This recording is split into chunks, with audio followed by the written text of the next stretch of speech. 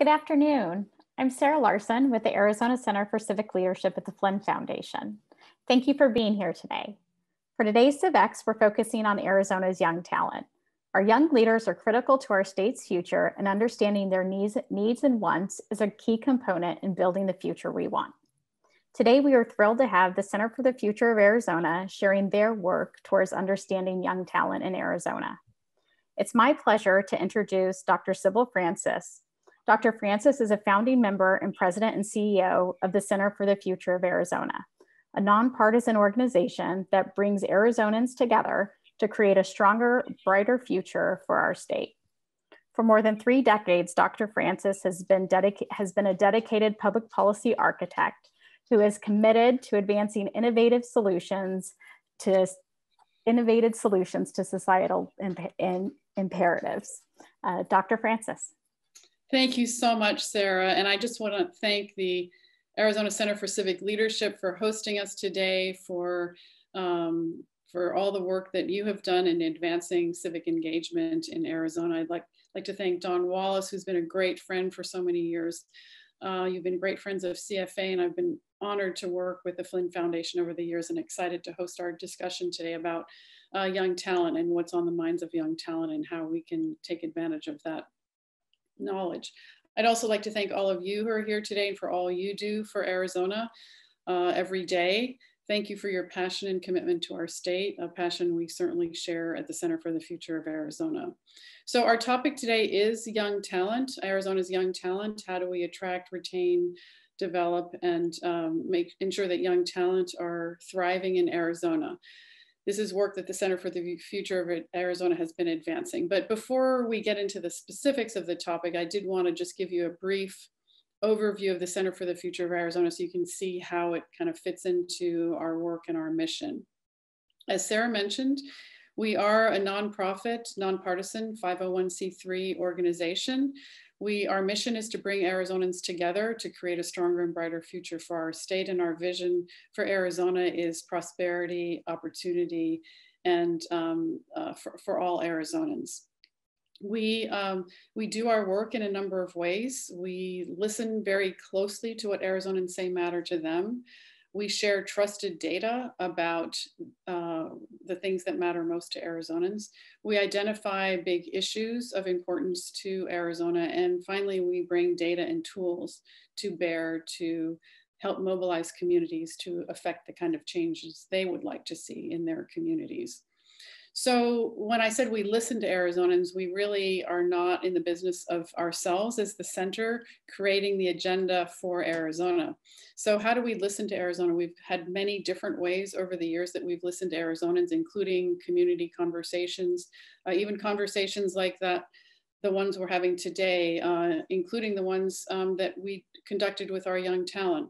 But a really big major milestone for our organization happened a little over 10 years ago in 2009 when we partnered with the Gallup organization to conduct the first of its kind, really innovative, impactful comprehensive survey of Arizonans across the broad range of issues that you can imagine are important to the future of our state. So we surveyed Arizonans about their views, about the importance of and what we need to do for our future in education, jobs, health and well-being, infrastructure, natural resources, connected communities, civic engagement, and yes, young talent, which is our topic of conversation today.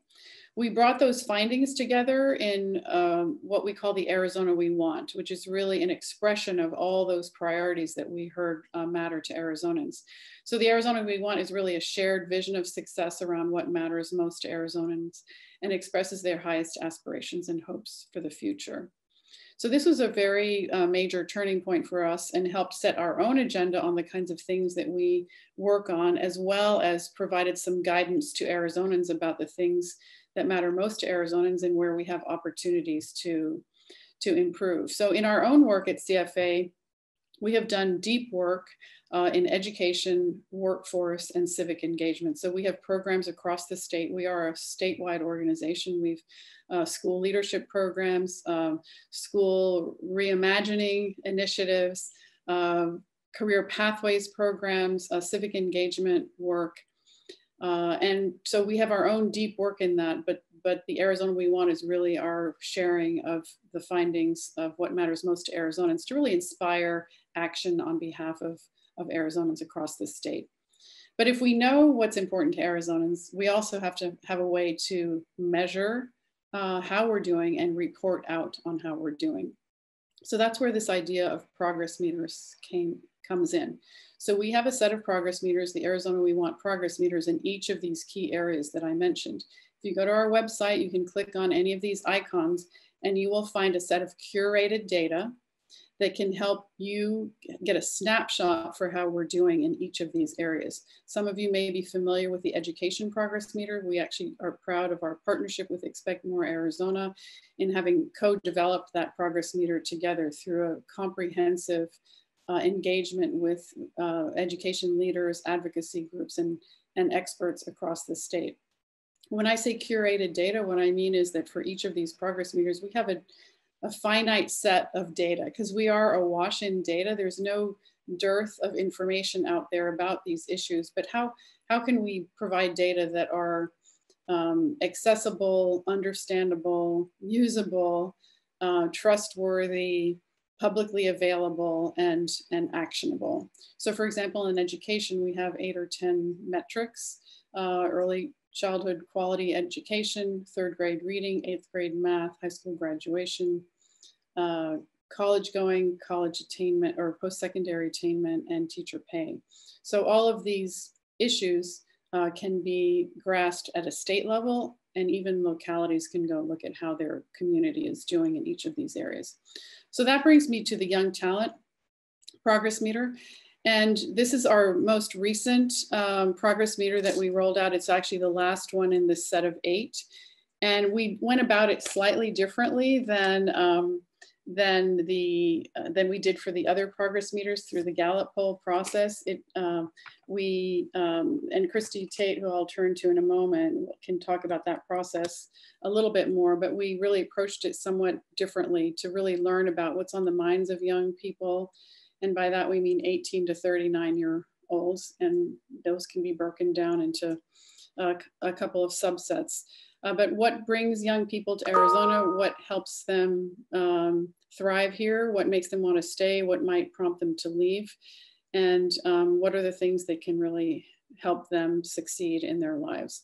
So the voices of young people across Arizona have helped inform the development of the Young Talent Progress Meter and help us also report on how we're doing across those areas. So now I'd like to turn it over to Christina Tate, who's our Director of Civic Health Initiatives, to share more about the development as well as the data, and to bring in some of our young talent advisors to discuss this with you. So thank you again, all of you, for being here today, for all that you do. And I look forward to the conversation. Thanks, Christy.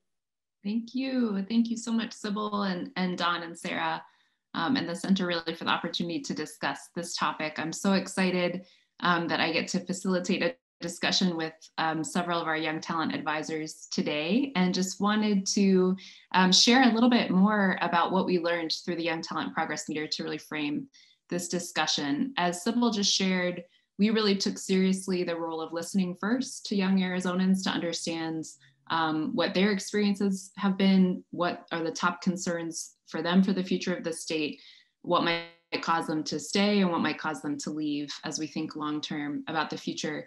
So we went out into 20 listening sessions across the state. From that, gathered this really rich data into 36 issues of concern and sent that out through a survey that got over 2,000 responses and thousands of open-ended comments to really identify what are the key issues that need more visibility and more data-driven decision-making. So we were able to identify 13 metrics that are now included in the Young Talent Progress Meter that has just been launched, with data to then provide a frame and prompt that discussion about how are we doing on those issues. So I'll just share a couple of the themes before we really dig in with the discussion.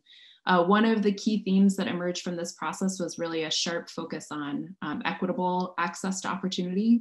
So whether that was talking about the K-12 education system, about access to higher education, or the broad array of issues that make it possible to build a life here for the long term. So issues of cost of living and cost of housing. So that's something that our advisor, Kara, will chat a little bit more about today in Flagstaff. We also heard quite a bit, and the second rated issue behind the quality of K-12 education, which was the top, was this concept of workplace culture, and that really being a driver of whether or not young Arizonans saw a path here for the long term. So culture that created a sense of purpose and connection and community, but that also provided space to grow and felt like that, you know, skills were valued and nurtured really for the long term. And so that's something we're really interested to dig in further with our young leaders and our workplaces to understand what does that look like and how do we make sure to create those spaces. Another theme that I know is front and center for many of you who are joining us today and with our partners at the Center for Civic Leadership was really this focus on impact and leadership. So simply the response to this project for us told a story, the fact that we had thousands of young Arizonans who wanted to be a part of the discussion, who wanted their voices heard, and who are really focused on having leaders that represented diverse voices, that represented the values of Arizonans, and were thinking long-term about the future. And then finally, really heard a lot about the idea of health, of individual health, but also broader community health and environmental health. So our young leaders told us, you know, sustainable water supplies was ranked number 3. As a top concern, thinking long-term about how we balance planning for natural resources alongside economic growth, but on an individual and community level, also broadening the scope of what health means. So mental health in particular emerged as really a sharp focus throughout the discussion as an area of unmet need and really for critical attention moving forward. So that gives you a sense of some of the themes and the findings, but what we'll do today is get to hear from our wonderful advisors to tell us a little bit more about their experiences. These advisors have played a critical role throughout the process. We have 25 leaders across the state who have helped us join focus groups, send the survey out, and to really make sense of all of this information with us to say, here are the issues that we most need to pay attention to as a state, here's what we're hearing, and how do we get that message out to a wider audience. So before I introduce them and we jump into that discussion, we would love to try and get a feel for who's out there, who's listening right now. We have a couple of polls of the audience. So the first is we'd like to know what region of the state you're joining from today for all of you who are listening. So if you could go ahead and click on that poll in Zoom and we'll get sort of a live feed of the responses, that would be great.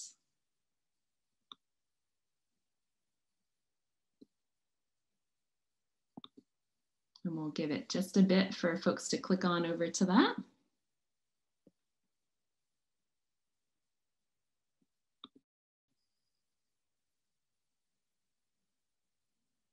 Perfect. This is great. So we're starting to see responses come in. Thank you for participating. It's so interesting to see. So about 77% of those who replied said urban parts of the state, 16% saying rural, 7% identifying small city. Fantastic. We'd also like to get a feel for what sector you represent in joining us today. So if you would fill out this next poll, we'll get a feel for who's in the audience from the sector side.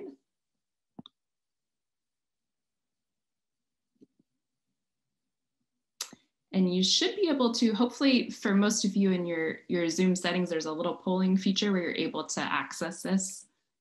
So hopefully the majority of you are able to access. And as you're filling that out, this next poll, I wanted to share that as we enter into the panel discussion, really encourage all of you through the chat and through the Q&A features to share questions as the panel discussion goes. We would love to incorporate questions from the audience as time permits. And then we will also make sure to follow up with you if we don't get a chance to respond to the questions in the panel discussion. We will take note of them and follow up with you. So please do submit questions and thoughts and reactions as we go. Great, so the poll results, really great mix here, variety of public, private, nonprofit, education leaders who are with us today. So thank you so much. It's really helpful for us to get a feel for who's with us, who's interested in the topic. So with that, I'm gonna introduce our panel. So they will all hopefully turn on video and join us here. I'll just share names and titles and then have them really introduce their roles and why this topic is so important.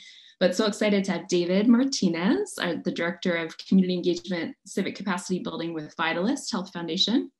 Kara House, Director of Community Engagement with Bella Investments Group in Flagstaff. Zac Yenser, Executive Director of Tucson Young Professionals, and Ritika Dwan with Arizona Western College, Associate Vice President for Workforce Development, Career and Technical Education. So as you can see, really incredible group. We've been so privileged to get to partner with you all in this journey and are so excited to hear your thoughts today. So I'm going to go ahead and turn it to each of you to just kick us off, tell us a little bit about your work and then why this issue of young talent is so central to your goals and objectives as well. So David, why don't we kick it off with you? Awesome. Thank you so much, Christy. Thank you to the entire team at the Center for the Future of Arizona and the Flynn Foundation and the Arizona Center for Civic Leadership for having me. I am so glad to be joined on this awesome panel and to be a young talent advisor with CFA. I am originally from Marana in rural Southern Arizona, a first-generation Wildcat, and I've been living in Phoenix for the past 10 years. I now am a director at Vitalist Health Foundation, where I help build the capacity of community-based leaders, organizations and coalitions, as well as the civic health of organizations. So a lot of the work of CFA and my work now at Vitalist intersects. I'm a native Arizonan, and my biggest, I'm an evangelist for Arizona, as I like to say, huge fan of the state 48, and I'm so committed to keeping my peers, keeping us in Arizona to help us make it the state that we know it is and can be. So that's why I'm really excited to be part of this conversation and the larger efforts to retain young talent here in Arizona. Thank you so much, David. Kara, if you'd like to go next. Sure. Good afternoon, everyone. It's my pleasure to be here with you. My name is Kara House. I serve as the Director of Community Engagement for Bella Investment Group up in Flagstaff, Arizona. Like many on this panel, I certainly am coming to this wearing many hats. I currently serve on the board of Flagstaff Young Professionals. I'm a member of the Flagstaff Housing Commission and most recently joined the board of Flagstaff Shelter Service, in addition to other work that I do with other community and advocacy organizations. My job really involves in a lot of ways building bridges between several aspects of the community, both being a voice for the many hats that I wear and seeking voices from those areas of the community that are not often brought to the table. So I am very happy to be here with you today in terms of the work that I do and how I see that reflected in the work that we're doing here today. I'm going to be discussing housing with you, and housing is definitely an area where young talent is on the rise and very much a needed voice. So I look forward to engaging in that conversation as we go forward. Thank you so much, Kara. That's great. Zac? Sure, thanks, Christy. Good afternoon, everyone. Zac Yenser here, Executive Director of Tucson Young Professionals. Like David and Kara, wearing a lot of different hats. Been very privileged to be a young talent advisor for the Center for the Future of Arizona as well, and also be a Flynn Brown Fellow, a part of the 2020 cohort with the Arizona Center for Civic Leadership. So this was a really fun colliding of a lot of different worlds. And as Christy mentioned, I'm the Executive Director, and I think I did too, of Tucson Young Professionals, what I believe is the largest young professional network in the state of Arizona, until someone proves that wrong. We're closing in on 650 members, young professionals aged 21 to 45 in Tucson and Southern Arizona that are committed to the health and stability and thriving of our region. Our mission is to create a prosperous, innovative, and inclusive community for young professionals in the greater Tucson region. And so developing, attracting, and retaining young talent is very aligned with this. I think TYP is really fueled by some high level visions for the future. I think that the Tucson and Southern Arizona region is at a tipping point. I think the decisions we make in the next 5 to 10 years will shape the next 50 in so many of the areas that young professionals all over the state said were important to them in this report. And so the future for us requires big ideas and fresh voices to drive them. And so the ability to bring together now hundreds, nearly thousands of young professionals committed to Tucson's best possible future is really critical. We can't do that if we don't develop, attract, and retain young talent. And if our community is not good at that either, then our mission is seriously hampered. And so really excited to have worked on these issues with CFA for the last year, and excited to get into a few of those areas with the panel in the next few minutes. Great, thank you so much, Zac. And Ritika, if you don't mind saying hello. Hi, everyone. Thank you, first of all, to Dr. Francis, Christy, Flynn Foundation, and everyone for giving me this opportunity. I migrated to US in 2007 as a high school math teacher and moved to community college. And I identify myself with the ambition and drive of our second language learners, or our bicultural students, and students who dream of all they might accomplish with the chance of higher education, transform lives, create thriving communities, and eliminate poverty. I am motivated by the rank of our Arizona Western College, which it holds in Arizona among the peer colleges, being the #1 in first generation students, #1 in the Pell receptionist, and the student of color, and the district, which has the unemployment rate, highest unemployment rate. I work to create powerful system which change that, reimagine how agility in a college can be in the service to the regional economy. And so I'm very fortunate to be part of this survey, this progress meter, to share, being a bilingual to share with the other community. Thank you so much, Ritika. Thank you all. Well, as I'm sure everyone can gather, the many hats you wear, the many issues that you all are passionate about, and just your incredible dedication to this topic brings so much to chat about. So we're going to dig in a little bit more deeply with some of the issues that have popped up through this process. So Kara, we'll start with you. I shared that this focus on access to opportunity, on economic mobility was really clear throughout the focus groups, throughout the survey, as a key issue of concern to young people. Would love to hear from you about some of the housing issues and affordability issues you see happening in Flagstaff, and what are some of the promising responses in the works to that? Sure, absolutely. You know, it's a really good question. Housing costs in Flagstaff, as many on this webinar may know, have been and continue to be an issue, particularly when it comes to affordability and what is more and more frequently being referred to as attainability. It's estimated that the cost of living in Flagstaff is roughly 15% higher than the national average, and it creates a real problem for employment retention, economic development, and even trickling down into broader areas like healthcare. In Flagstaff and increasingly throughout the state of Arizona, I would say, we're seeing the discussion of housing focusing more and more on the idea of housing as healthcare. And in no time could that be more relevant, more timely, and more earnest a discussion than right now in light of COVID-19. In Flagstaff, it's led to a recent citizens petition calling for a housing emergency, similar to the recent climate emergency declaration from the city of Flagstaff. And basically what that means is that the city is recognizing that, you know, we have issues of affordability and attainability of housing that are impacting all of the people of Flagstaff and throughout Northern Arizona. This certainly could make housing prospects sound pretty bleak. And in some ways, I would concede that to be true. But there is also a lot of hope in the discussions that are happening because they are inspiring an increased interest in pursuing affordable housing options, meaningful partnerships with housing developers and property managers, and a lot of other creative means of alleviating some of the housing burden.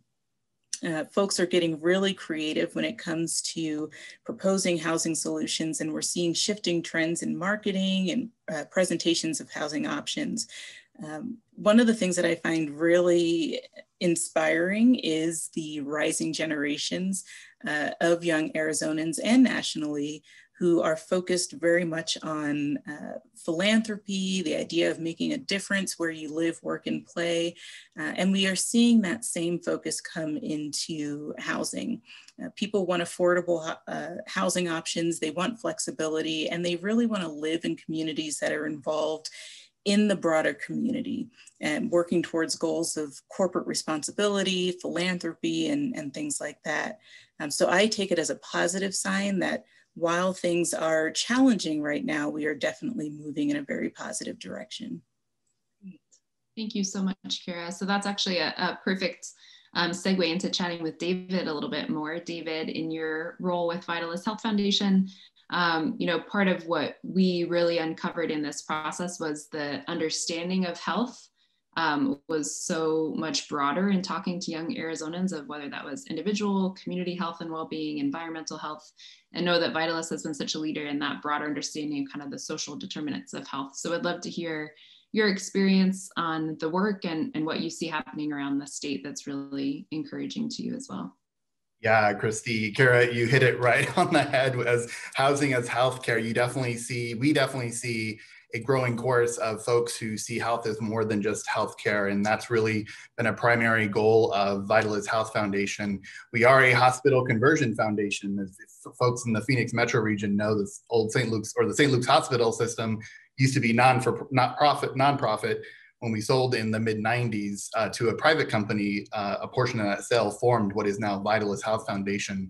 And through the evolution of that branding away from St. Luke's to now Vitalist, so has our evolution of how we see healthcare as health as more than just healthcare. At Vitalist, we call it the elements of a healthy community. Christy, you just said social determinants of health. So people call it a couple of different things. But there are things like economic and educational opportunities, something that definitely Zac hit on isn't really important for the Tucson region. Community safety is a really big, timely issue right now, and really how our communities are designed so that we may enjoy open spaces, which we know young people like, that we may eat healthy local food. I'm a localist, love checking out, well, not so much now, but local restaurants and establishments. And to be able to enjoy public transportation, which we know is really critical throughout the state. Those things, believe it or not, contribute more to health outcomes than access to health care, which blew my mind when I first started working at Vitalist Health Foundation. But the data is there. And I think one of the things that makes me really excited about the Retaining Young Talent Progress Meters is that we see it. Our generation sees it, we're living it. And for Arizona to remain our home and the place for us to be, we need to focus on, yes, health, access to healthcare, mental health services, and healthcare insurance. But we also need more diverse voices at the table. We need to keep the cost of living and housing within reach, like Kira said. So all of these things are adding to the chorus that health is more than just healthcare. Yeah, absolutely. Thank you so much. Well, and that speaks so much to kind of how these pieces fit together in the Arizona we want and the image that Sybil described at the beginning that really shows that these issues of top concern for all of us are so interconnected. And Zac, in your work, really leading a movement of young professionals in Southern Arizona and with your many hats, would love to hear you speak about this focus on civic impact and really on civic leadership. What are the ways that you see, to David's point, new voices, diverse voices coming into the conversation, whether it's an informal or formal leadership roles? How do you see that really emerging among rising leaders? Yeah, Christy, thanks for the question. And, I kind of started in my first response to your first answer, kind of at a high level, but to put some numbers to it, the state of Arizona estimates that the Tucson region will grow by 50% by the year 2055, which is give or take about 500,000 people. And so I think a lot of our leadership, for a variety of reasons, mostly good people working on good things, get stuck in triaging the present rather than thinking about how present activity shapes the future. And I think for young talent, we have no choice because the future is longer ahead of us than the past is behind us. We'll be here in 2055, God willing. And so I think those are some real numbers that put a real a real drive behind certainly our members at Tucson Young Professionals. I think there's a few ways to answer your question, Christy, that I'm really excited by. One quite simply is, and there was a great spread in Politico on the Hernandi, a family of young politicians here in Southern Arizona. Daniel is a fellow Flynn Brown Fellow, and so that family continues to grow. But folk looked at young, bipartisan, pragmatic leaders. Daniel's the oldest, he's 30. His sisters are, I think, 28 and 27. David Martinez might have that number on lock a little better than I do, but between 25 and 30, and they're jumping in and they're serving and they're doing an incredible job. In fact, I didn't know Daniel's age until it was in print. I thought he was older than 30. And so, an obvious answer is I think we're starting to see young, smart, bipartisan leaders start to step up. And I think that's a trend in Arizona. I think Arizona's political leadership has a proud legacy of being a little mavericky in the sense of getting involved and doing it in a bipartisan way. So I think that's an easy answer. At TYP, we certainly want to be a top of funnel to get young professionals civically engaged in issues that matter to them across a spectrum of advocacy and public policy issues. And then certainly we hope a number of them will get involved politically, but whether it's working on transportation issues, innovation and venture capital, jobs, there's housing is one that pops up pretty strong for us. TYP is one of many organizations providing unelected ways, non-elected ways to engage and put some muscle behind issues that are important to us. I'll wrap up with this as well. I think what we're building organically and would love to shape a little bit more even in Southern Arizona is a pipeline where you have hundreds of young professionals gathered. Some of them are going to want to engage more. And so we're trying to formalize better partnerships with organizations like Greater Tucson Leadership, Civic and Political Leadership Academy, all the way to, yes, the Flynn Brown program as well, really creating a pipeline of leadership development for those who want to sit on boards and commissions, want to run for office, want to get involved. We just haven't had a critical mass of great young leaders being developed in Southern Arizona, and so we're working on changing that. The last story I'll share to answer your question, Christy, is our partnership with organizations like the Southern Arizona Leadership Council and the Tucson Metro Chamber of Commerce, I think really highlight how we get rising and established leaders to work together on issues.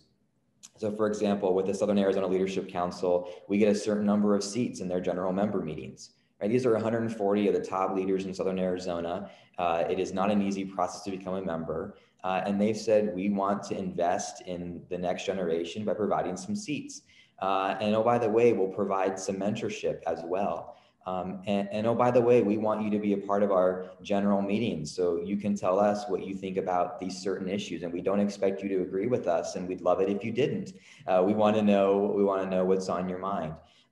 Tucson Young Professionals has been really gifted with an opportunity to take a leading role in our chamber's talent attraction and retention workforce to get to really speak into that. And so I think if we can have rising leaders, and we do in Southern Arizona, who are open-handed in their approach, who are mentorship driven, and who want to work together, I think good things happen. And it's one of the benefits that we really talk about in Tucson that I would encourage all regions of our state to have. And so many of our talent advisors have said that leaders that are really open-minded, open-handed, and mentorship driven helps to make sure that we have a leadership voice that is future focused and that is developing the next generation. So good things happening, and that would be my encouragement. Thank you so much. Yes, absolutely. And I will say, I know for the center, our experience, even with this, the Young Talent Advisors with you all, has been so powerful and really as a sounding board, as an ongoing, team to offer guidance, input, strategic thinking on this work has been really powerful for us as an organization. And so hearing you share other models for that is really exciting to see that really taking off. Ritika, would love to chat with you a little bit about this idea of workplace culture and ongoing career advancement. As I shared, that was a really prominent theme also that we're now tracking through the Young Talent Progress Meter. Everything from the sense of really purpose and community that comes from work, but having those opportunities for growth and long-term advancement and really seeing that future here in Arizona. So I'd love to hear from you. We know there's amazing leaders in Yuma. I had a chance to chat with some of you this morning. What do you see happening in the workforce development space in Yuma? What do you think are some of the promising strategies to really create those pathways for young people? Thank you, Christy. There's a lot of things happening in Yuma. And then as we mentioned in this morning also, our focus at Arizona Western College is the quality of higher education. We are looking at the initiatives like Yuma Promise, La Paz Promise, where we are looking at high school graduates to go through our college for free of tuition. So they don't have to pay any out-of-pocket tuition and fee expenses. And even if you are under 18, per credit, you're paying $25. We are preparing students for career mobility, adopting a guiding principle of learning so that we can help them grow, self-reflect, and make them better critical thinker. Build that connection with the industry partners so we understand what employment trends are and what's the pathway we can build up for this young, talented, group of individuals. We are engaging very closely with our community and organizations and offer that challenging and then innovative, agile culture for our even faculty, staff, so that they can understand what is the vision is. Our president is very visionary and he developed a great strategic plan, which include not only employees, students, but the whole district. And then what's the output is that young voice can be heard.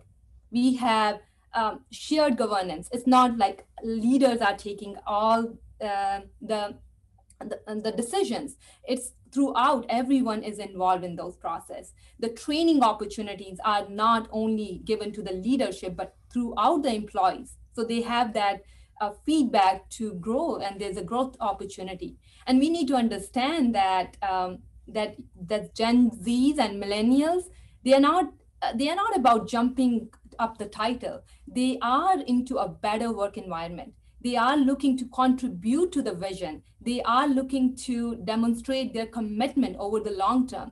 So we need to look at these young workers, how to give them more responsibilities. As a leader, we can use a mentoring to help them to gain a better understanding of our businesses, institute, and give them more insight into higher level of decision making. And then accept that failure is okay. That's a learning experience to show these millennials, and then that give them that inclination towards the innovation, risk-taking, and exploring the unknowns. So in Yuma, we are emphasizing to more on completing the task instead of specified amount of time, and embrace this diversity. So young people, we know them for their energy, curiosity, and their passion. And we want a free atmosphere where their opinion do not only gain an audience, but also count towards something. So this is how we want to fit them to contribute towards the community in which we work. So we all are working together to build up so that we prepare the next leadership. We understand that at institution, we can't tell them to stay for 4 years at the college. That time is gone. They want to get right away in a 6 month or a year, their certification, their degree, and they want to have a job. So they get bored. We can't teach them a lecture. We have to cope up with the new technology, AI for them. So we are looking at those innovations in Yuma, Arizona, to work with our industry partners and work with our young individuals. How can we reach out to that? Fantastic. Thank you so much. Well, I love that theme that you're touching on, Ritika, of agency and having a meaningful opportunity to be a part of that process, whether it's shaping community life, civic life, shaping the work environment and work culture, and shaping your career. That's really exciting to hear. So I know we have a couple of follow-up questions coming from the audience, so we'll dig in with those and encourage others. Please feel free again to enter questions into the chat. If we don't get to them, we'll make sure that we follow up with you offline. But one of the questions that came in, and Kara and David, either one of you can respond to this, but this whole idea that you touched on of looking at housing as healthcare, what do you see as opportunities really within the healthcare sector and within the healthcare industry to support housing more broadly, financially, to support economic mobility? What do you see as some of the strategies there? Sure, I can kick us off on answering this. You know, I see it somewhat in reverse, actually, when it comes to partnering housing and healthcare.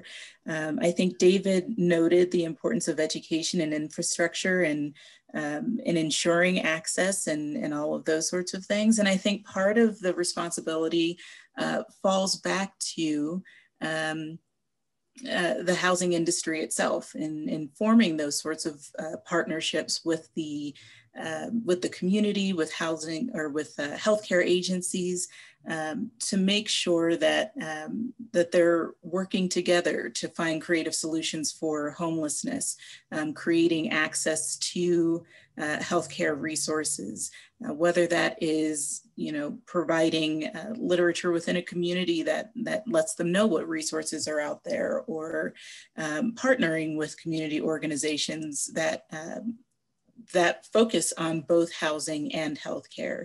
You know, there's agencies like Section 8 Housing Program, the Guidance Center, Catholic Charities, and many others that work throughout the state that partner those sorts of resources that are providing the clients that are served through those programs with opportunities to get healthcare resources at the same time as they are doing rapid rehousing programs to get folks out of cycles of homelessness,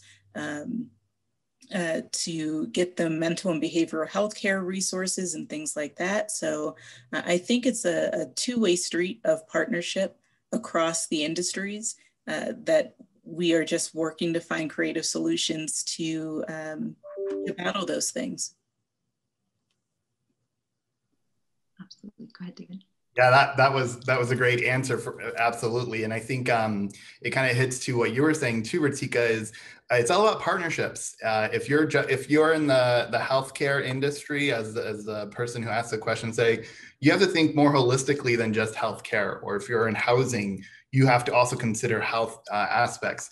A perfect example of this to the question is a great collaboration, a great partnership that happened between Chicanos por la Causa, CPLC, and United Healthcare, where United Healthcare, through their community reinvestment dollars, invested $50 million to retrofit an apartment on the west side of Phoenix in partnership with CPLC to not only set up affordable housing in the much needed area, but used an allotment of units for patients that United Healthcare was seeing had residual ER visits, mostly because they didn't have a primary care physician or access to adequate healthcare. So they would just go to the ER, which of course is super expensive for a health plan and for taxpayers. So with CPLC, United Healthcare set aside certain units for those patients they saw return ER, and it was kind of a housing first model. And the data proved right. They saw a huge decrease in their ER visits, saving them money, saving taxpayer money as well, and doing just what is right. Housing people that need housing. That is a great example. And I know a lot of different health plans across the state are looking at how they can scale that model with their community reinvestment dollars. And this is kind of supplement to that, but a fellow Flynn Brown fellow, Director Jamie Snyder, who heads our state Medicaid system access, is really looking at this too, this whole person care initiative, so that as many Medicaid reimbursable options can be made available to the health plans so that people can access care, including just medical needs that they have, but things like housing, transportation to those medical needs, food and whatnot. So there's a lot of efforts around this area. Thank you so much. Such fantastic examples. And Ritika, as a follow-up for you, there is a follow-up question. There in Yuma, how you see this playing out, whether it's the intersection of housing and healthcare or broader issues of quality of life, of opportunity. If you could speak to that, of what you see really impacting young people in Yuma, that would be fantastic. Absolutely. That's a great question. I think Jim asked that question. I just read on the chat. Jim, absolutely. We are even doing a survey with Yuma 50 and looking at the housing. This is one of the major issue in Yuma County for the housing. There's not housing available for even for anyone. I will not say even under certain employment rate, or even you will say for anyone. Not only that, for the healthcare also having a bilingual, and we are very close to the border. So some of the individual can't even speak English. So for them, they sometimes hesitant to go see doctor. So the promothoras, that's something we are trying to start using more often. And we find that they are so hesitant, and the healthcare is so expensive. They are not using it, as David mentioned. Same issues here. Those it's so expensive for them to get used those healthcare facilities, and then how to bridge that gap. We are working on that as well. And those are the two major issues in Yuma as well, the housing and the healthcare. The cost of healthcare is not going down. We all know it. And the housing, there's a space, and then more commercializers keep coming on, then the housing for the small community or the middle class is not available. And that cost is going up. So there are a lot of groups who are doing a survey, and we are collecting the data, which is a Greater Yuma GYEDC, Greater Yuma Economic Development Corporation, is working on creating a survey, which they're creating a data that some of the housing, which in Yuma, most of the housing available are since 1960. And the recently, which build up the construction apartments for sort of low income housing, which was built in 2020 and in one complex. So that's a bigger issue which we all have to resolve. That's absolutely right. Absolutely. Thank you so much. Well, such thoughtful answers. I wanted to ask a question of Zac. A follow-up question to you was, you had described kind of creating that pipeline of civic leadership and what that looks like in Southern Arizona, and what that means to really create, like you said, kind of the mentorship from more established leaders, really providing that space. What does that look like right now in terms of some of the partnerships you touched on, and how do you see that maybe playing out in more of a statewide vision? What does it mean for Arizona to be really creating a pipeline of civic leadership for the state? Yeah, it's a good question. One of the things that we're working on across different organizations, and I believe CFA is even involved to some level, is a concept of an Arizona Young Professional Summit, of gathering young professionals from around the state to not just shape the greater Tucson's we want, or the Southern Arizonas we want, but the full Arizona that we want.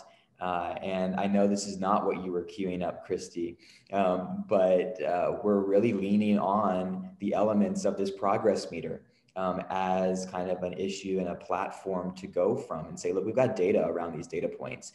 We know what young talent, what young professionals around the state wants to civically engage around. Let's lean into those things. Let's lean into the strength of the organizations behind the progress meter and bring young professionals from the state together to say, how do we build our muscle around these issues? And so I think that's a tangible, easy next step that I and a few others have already started to work on, that, like I said, really springs from this effort. Absolutely. Thank you so much. Well, that brings me perfectly to another question for the group, just open-ended. But when you think about the use of data, and so Zac just offered a great example of providing a frame for more of a statewide discussion of organizing young professionals around the use of data and the work that you're doing, and how metrics and kind of long-term tracking can serve these areas of focus. Would love to hear your thoughts on that as well. And we can start with anyone who wants to jump in. I can give it a go. Gosh, that is a really great point. And I hate to say this because I know CFA is so data driven, but we also can't get lost in the data or or make it seem that we have to kind of go. I think the data just has to be affirmed by the community. And I think that is why the process that CFA facilitated, especially with the retaining young talent data, with actually going back with the focus groups and affirming the data, is so important. Because perfect example with COVID-19, the world that we're living in now, we know that upwards of like a third of the data that is collected of COVID cases here in Arizona are unreported demographics. And when we're trying to tackle such a hot issue now, it's hard to, especially because we know that especially communities of color are being adversely impacted. So with such missing data, suppressed data, data that's not collected is a real barrier, and it really is a systemic issue, and that's why a lot of systemic issues are permeating through a lot of the efforts. I want to give props to fellow Flynn Brown, fellow Amy Love, who is really highlighting data around juvenile injustice, frankly, because we know that through the data that primarily communities of color, especially young students who are making up increasingly the majority of Arizonans, face greater disciplinary actions in school that lead them into this pipeline to prison. So the data is important, and the community affirmation of that data, but even more so, and this is again why I love the work of CFA, is it's to inspire action. So what are we now going to do with the knowledge that we have of the inequities, that the systemic issue with data collection, and also just the injustices that are exacerbated because of it? Absolutely. Thank you so much, David. Zach, did you want to chime in too?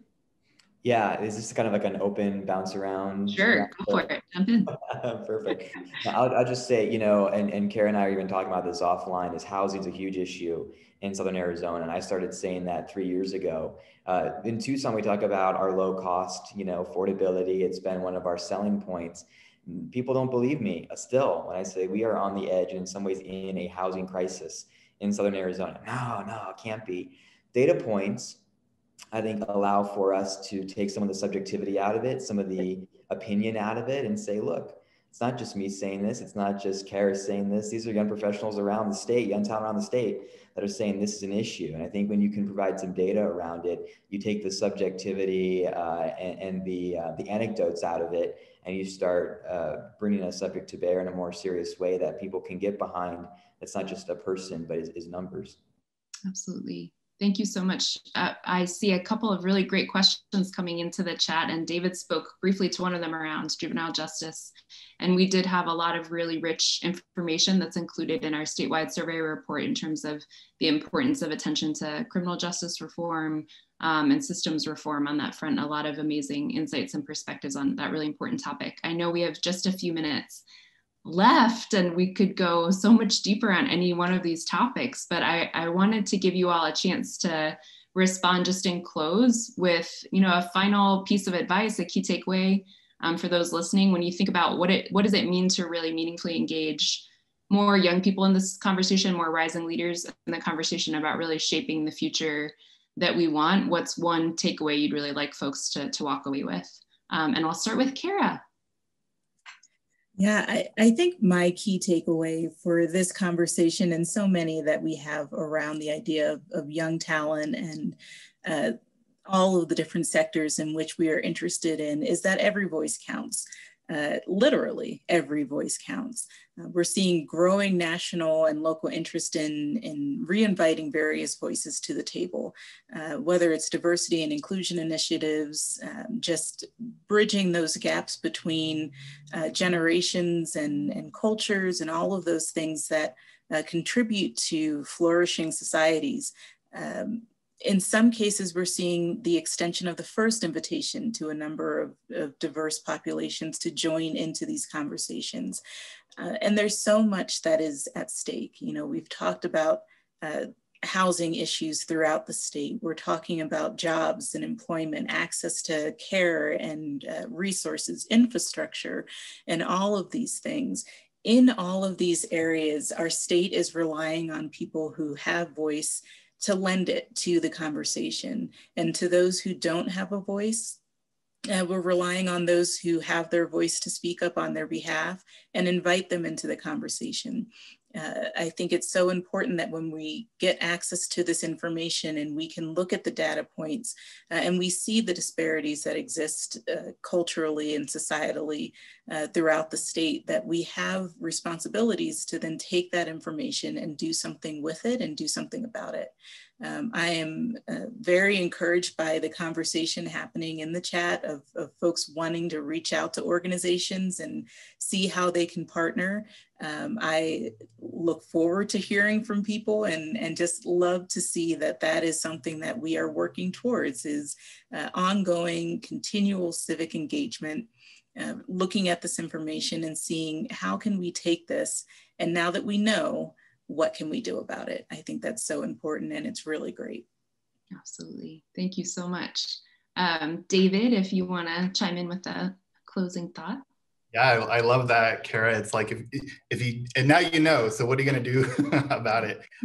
I'll make two quick points. One, especially to show some love for Ritika, and also because I'm a product of rural Arizona, is the great state of Maricopa should not forget about the great ruralness that is the state of Arizona. There is incredible action, incredible people doing awesome things in rural Arizona, and they're rural by choice. They don't want to move to Tucson or Phoenix or Flagstaff. So we should respect that and provide them with resources and access to resources that they so deserve.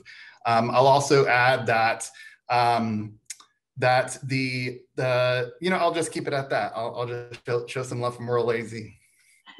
Thanks, David. Zac, we'll go to you next. Yeah, I would just say, I think often in these conversations of young voices, we talk about generational cohort change. When do older generations step aside, or when is it the young professionals' moment? And in my experience, we're not looking for the baton to be passed. We're looking to run together. I think we're looking for an intergenerational experience around solving these challenges together. And so I would urge all generations that we want to work together on these, not wait for a cohort change. Thank you. What a great thought. And Ritika, last thought from you. I'm same here with Zac, David, and Kara said. We need to be agile, but open to innovation, open to new ideas, and not forget rural communities, because I can tell you I have so many students in Arizona Western College who never drove outside Yuma, who never ever have flown anywhere, never have sat in a plane, and sometimes our president, when he go anywhere, he said, what about our students? So I feel like, there are so many leaders in our community who want this to happen, but we need that support from every one of you that, yes, we can do this. For this young generation who haven't experienced what the real world means. No doubt rural communities are real world, but that opportunities. So to make sure that we get that opportunity to every single student what they deserve. Great. Thank you so much. Well, I know for me, this has given me a huge boost of energy and inspiration. So I'm just really appreciative to you all for joining us today for the discussion. Just incredible work that you all are leading. For those of you listening, an amazing chat happening too. We definitely want to follow up on all of these questions and opportunities for action.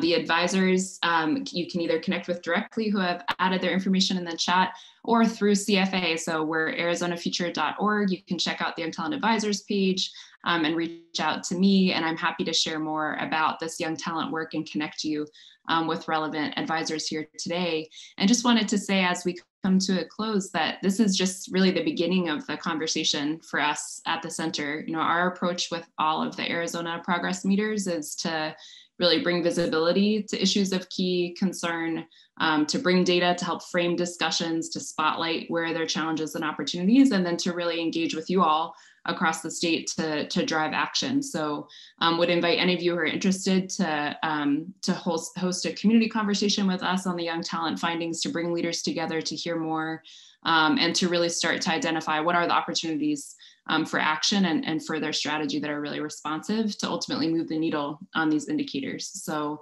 thank you again so much. I'll bring us to a close, and thanks again to the panel, Sybil, and then Dawn and Sarah as well for hosting us today. It's been a real pleasure. Thanks, everybody.